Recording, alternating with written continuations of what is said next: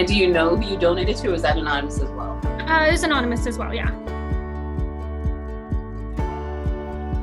Vancouver told me again since I was 24 that I was not 25 at the time, even though I'd already donated. I just felt like it was something that I could do like fairly easily, and then I could actually help someone or help improve their quality of life. Yeah.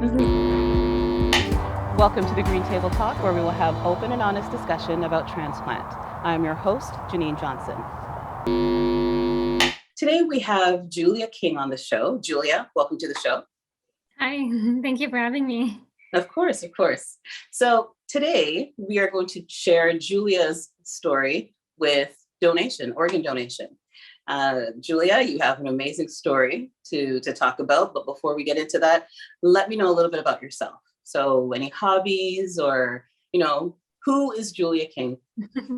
I'm 24. I grew up in various parts of Ontario. I moved to Vancouver as a teenager, and I work in Vancouver as a registered nurse. I work in the emergency room. Some hobbies I have, we have a new puppy, so we've been busy with the dog, going for lots of walks and just seeing friends and whatnot. Yeah. Beautiful. Congratulations on the puppy.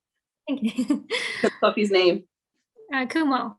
Kumo. Very yeah, nice. It means cloud in Japanese. Nice. Beautiful. So, Julia, you've done something what I consider extraordinary. I think anybody, first of all, that donates is an exceptional person. They're extraordinary, kind-hearted, because not everybody does that. But you kind of went above and beyond in terms of donation. So let's start off with your first donation. Let's go way back when you decided you want to donate a liver. With COVID, it just took a little bit longer, but then I went through the testing and then I ended up donating anonymously. Beautiful. Now, what made you decide to donate? Is it something that you have inside you all the time, or where did that come from? So I'd always been interested in donating. When I was 17, I joined the stem cell registry and I started donating blood when I was 18. I'd actually applied back when I was still in university, probably been 2016 when I was 18 or 19 to donate a kidney. But in BC, you have to be 25 to do anonymous kidney donation. So I'd applied a few times over the years and they kind of just said to wait till I was 25. And then I actually, back in December of 2020, I'd seen one of my coworkers had posted another appeal for someone that they had known for a kidney. And then I started looking into donation again, and that's how I got onto the liver donation pathway. Wow. Yeah. So was it just like an urge that you just felt, because you said, you registered previously, is it like an urge that you felt I need to donate? Did you? Yeah, I just felt like it was something that I could do fairly easily, and then I could actually help someone or help improve their quality of life. Yeah. Mm-hmm. Wow. What did your family think when you told them that you wanted to donate your liver or a portion of your liver? I think they had heard a little bit about donation over the years, because I was a few years earlier, I was like, I'm going to donate one of my kidneys. And then everyone was very supportive though.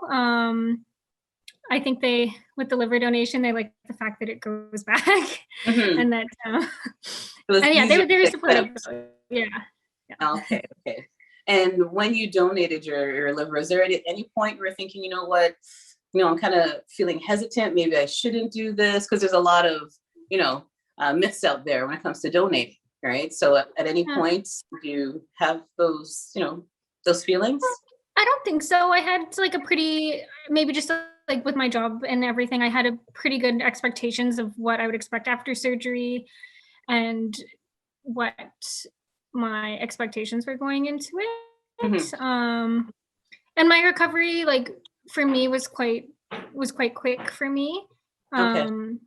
So I felt that there wasn't really anything that was super surprising to me after. Yeah. Mm-hmm. Plus you're a nurse as well, so as a nurse you kind of knew what to expect, basically. Yeah, I knew what to expect. Yeah. Okay. So you went through how long was surgery? I think it was around just under 6 hours. Okay. And then I was in the hospital for 5 days, and then I was discharged on day 5. Okay. And you said you recovered fairly quickly. Any complications at all? No, I felt pretty good. We stayed in Toronto for about a week, and then we flew back to Vancouver. And then I mainly just had the lifting restriction for 6 weeks, but besides that, I felt pretty good. I went back to the gym around like 2.5 weeks and Okay. was able to do what I could And that do. was my next question, actually. Do you think that you bounced back so quickly because of the fact that, you work out, or was it, you're a healthy eater, or it was just, just so happened that you bounced back really quickly? I think maybe because I am younger as well. Mhm. I think that helped as well. And that I was active beforehand. And so you decided one day, you know what? Let's do this all over again. I'm going to give a kidney. Yeah. Right? So how I did that had come about? So I had applied after I did my liver donation. I was still interested in kidney donation. After my liver donation, the team had said I would have to wait around 3 months before I donated again for kidney. So I actually applied here in Vancouver and in Toronto again through UHN. Vancouver told me again since I was 24 that I was not 25 at the time, even though I'd already donated my liver, But that that I had to didn't wait. stop you. You decided, yeah, whatever. Okay, so that's fine. I'll go back to Toronto. That's fine. I was really happy actually going back. They have a really good team there, and they had all my scans from before, so I didn't actually have to redo any of my scans. Okay. Yeah, so I had applied in December.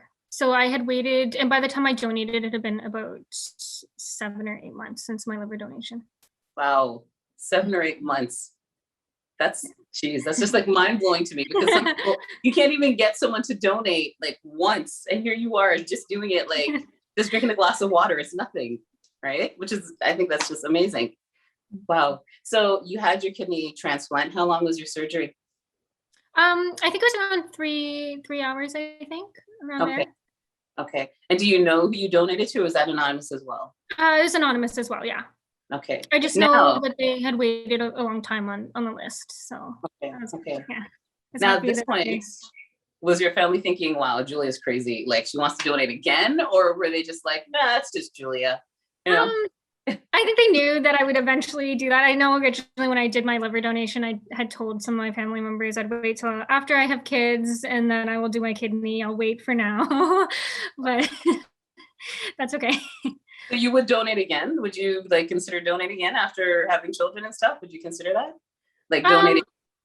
I don't know if there's anything else I can. Like blood? I can donate again. Oh yeah, I can still donate blood. Yeah, I'll still definitely do that, but I don't, no more organs to donate. Okay, you're done with organs? Yeah. What about at work? Did you find that there were some people that kind of had a little bit of misgivings, or thinking, wow, I can't believe you're doing this. Why are you doing this? Or better yet, did anybody try to talk you out of it? No, everyone at work was, the second time? No. Everyone at work was super great about it. I wasn't as public with my kidney donation than I was with liver. Liver, I had spoken to a lot more people about it beforehand. My kidney, I kind of just went off and did it. But it's a bit different here in BC. We don't have a live liver donation program anymore. Okay. All our transplants come from deceased donors. So just, I guess like a lot of my coworkers and people that I work with didn't really know too much about the live liver donation. And a lot of people didn't know that portion goes back of your liver. Okay, so there's a bit of education there. Letting them know. Yeah, and I think it's just because we don't really have that program anymore. We did up until 2015, and then they're hoping to restart it within the next few years. Yeah. Do you know why they did away with the program, by any chance? I'm not too sure. I think they wanted to do more training at other centers with the surgeons, and then they were going to look at resuming it again. Yes, because I know with COVID it pushed it back a bit too. They were hoping to start the program again sooner, but now they're saying within the next few years. Yeah. Gotcha. Okay. Now, in terms of medication, like how much meds are you on right now? Are you on any meds at this point? No, I don't take anything. No. Oh wow, that's really good. That's really good. So would you say that you're back to normal now? You feel great? You're back to exercising, or you're back to your usual self? It's laparoscopic for kidney, so I didn't have as big of an incision as I did with my liver donation. So I found that part was a lot faster. But I just have the lifting restriction still. But besides that, I feel pretty good, yeah. Okay. So no negative side effects or anything after surgery or at this point? No, not so far.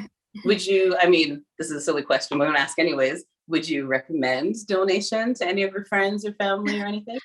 Yeah, I definitely would. I think if they were interested in it, then it's something that I would definitely like wanting to share my story with it and see if Mhm. wanting to be interested in donation. Yeah.